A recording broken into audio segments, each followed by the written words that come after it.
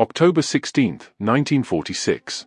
Inside a dimly lit gymnasium in the German city of Nuremberg, 10 of the most powerful men in Hitler's fallen empire stood beneath wooden gallows. These were not ordinary prisoners.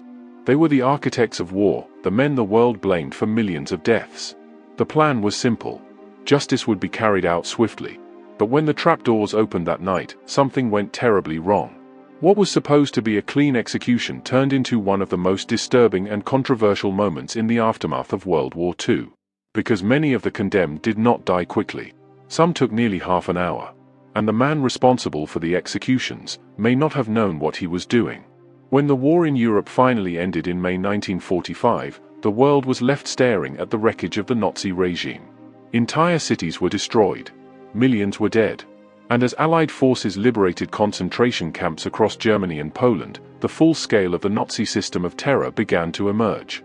The question facing the victorious powers was simple, but unprecedented. What should be done with the men who had built Hitler's regime? Instead of executing them immediately, the United States, Britain, the Soviet Union, and France made a historic decision. The surviving leaders of Nazi Germany would be put on trial before the world. The location chosen for this moment was symbolic: Nuremberg. For years, this Bavarian city had hosted the Nazi Party's massive propaganda rallies, where Adolf Hitler once stood before hundreds of thousands of cheering supporters. Now the same city would witness the downfall of his empire. In November 1945, the trials began. 21 of the most powerful figures in Nazi Germany sat in the defendant's dock. Among them were Hitler's foreign minister, his military commanders, his propaganda chiefs, and the administrators who helped organize one of the most destructive wars in human history. They faced charges that had never before existed in international law: crimes against peace, war crimes, and crimes against humanity. The proceedings lasted nearly a year. But when the verdicts were finally announced in October 1946, the fate of several men was sealed. 12 of the defendants would be sentenced to death, and their executions would take place within days. On October 1, 1946, the long-awaited verdicts were finally read inside the courtroom at Nuremberg. One by one, the judges delivered their decisions. 19 of the defendants were found guilty. 3 were sentenced to life in prison. Several others received long prison terms. But for 12 of the men sitting in the dock, the sentence was far more final. They would die by hanging. Among them were some of the most recognizable figures of the Nazi regime, including the former foreign minister Joachim von Ribbentrop, the military commander Wilhelm Keitel, and the fanatical propagandist Julius Streicher. Yet the most famous man in the courtroom was Hermann Göring. Once Hitler's second-in-command, Göring had helped build the Nazi state from its earliest days. During the trial he remained arrogant, often mocking the proceedings and presenting himself as the true leader of the defeated regime. But when his death sentence was confirmed, Göring made one final decision. Just hours before his scheduled execution, he swallowed a hidden cyanide capsule inside his prison cell. By the time the guards arrived, he was already dead. Göring had cheated the gallows, leaving 10 other men to face them. In the early hours of October 16, 1946, preparations began inside the Nuremberg prison. The executions would take place in a converted gymnasium inside the prison complex. Overnight, Allied soldiers had constructed 2 wooden gallows beneath the dim lights of the hall. Thick ropes hung from the beams above 2 narrow trapdoors built into the floor. Everything had been arranged for a swift and orderly execution. Military officials, doctors, and witnesses gathered quietly inside the chamber. Outside, armed guards sealed the prison to ensure no disturbance could interrupt the proceedings. Shortly after midnight, the condemned men were brought from their cells one by one. Each prisoner was escorted down a narrow corridor toward the gymnasium, where the gallows waited behind a heavy curtain. American soldiers stood at attention as the first man approached the platform. The executions would be carried out by an American Army Master Sergeant named John C. Woods. Woods claimed he had performed hundreds of hangings before the war. According to his own account, he was an experienced executioner who knew exactly how to carry out the task. But in reality, many historians would later question that claim, because the method used that night was supposed to ensure a quick death. Instead, as the executions began, it became clear that something had gone terribly wrong. One by one, the condemned men stepped onto the gallows. And when the trapdoors opened, many of them did not die quickly. Under normal circumstances, a hanging was designed to be quick. Professional executioners used what was known as the long drop method, carefully calculating the length of rope so that when the trapdoor opened, the sudden drop would instantly break the prisoner's neck. Death would come within seconds.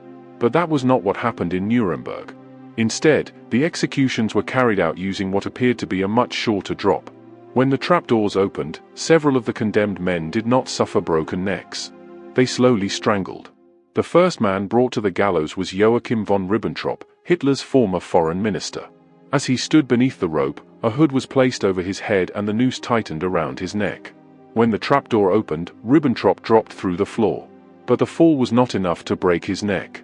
Instead, he was left hanging below the platform, struggling for air. Witnesses later reported that it took nearly 18 minutes before he was finally declared dead. The next to face the gallows was Field Marshal Wilhelm Keitel, the highest-ranking officer in the German armed forces during the war. Keitel had signed countless orders that helped carry out Nazi atrocities across Europe. As he stepped onto the platform, he saluted stiffly and declared that he was dying for Germany. Moments later, the trapdoor opened beneath him. Like Ribbentrop before him, Keitel's neck did not break. Doctors would later record that his death took 28 minutes. But the most disturbing execution came later in the night. Julius Streicher, the rabidly anti-Semitic publisher who had spent years spreading Nazi propaganda, walked to the gallows shouting angrily at the guards around him.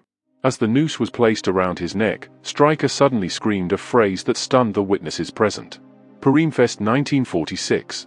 Then, just before the trapdoor opened, he shouted once more, "Heil Hitler!"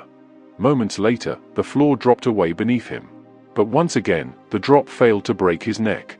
Behind the curtain that concealed the lower level of the gallows, witnesses later claimed that the executioner, John Woods, may have even pulled on Streicher's legs in an attempt to speed up the process. One by one, the remaining men were hanged in the same way. And by the time the final execution was completed, what had been intended as a swift act of justice had turned into something far more disturbing. By the early hours of the morning, the executions were finally over. 10 of the most powerful figures of the Nazi regime were dead. Military doctors confirmed each death as the bodies were removed from the gallows and placed into simple wooden coffins. Soon afterward, the remains were quietly transported away under heavy guard. In the days that followed, the bodies were cremated, and their ashes were secretly scattered into the Isar River near Munich. The Allied authorities wanted to ensure that no graves would ever become pilgrimage sites for future Nazi sympathizers. But while the executions closed one chapter of the war, they also sparked a quieter debate. Many people believed the sentences were justified. The men who died that night had helped orchestrate one of the most destructive and brutal regimes in modern history. Yet the way those executions were carried out raised troubling questions. If the trials at Nuremberg were meant to prove the superiority of law over vengeance, why had the final act been carried out so poorly? For some observers, the events of that night blurred the line between justice and revenge. Despite the controversy surrounding the executions, the Nuremberg trials changed the course of international law forever. For the first time in history, the leaders of a defeated nation were held personally responsible for the crimes committed under their command. The trials established a powerful principle that would echo across the decades that followed. Following orders was no longer an acceptable defense for atrocities. Military commanders, political leaders, and government officials could now be held accountable for war crimes and crimes against humanity. In the years after World War II, this idea became the foundation for modern international justice, influencing later tribunals in places like the former Yugoslavia and Rwanda, and eventually contributing to the creation of the International Criminal Court. The hangings at Nuremberg may not have unfolded exactly as planned. But the trials themselves sent a message that would reshape the world. Even the most powerful leaders could be judged for their actions. And the crimes of war would no longer disappear into history without consequence.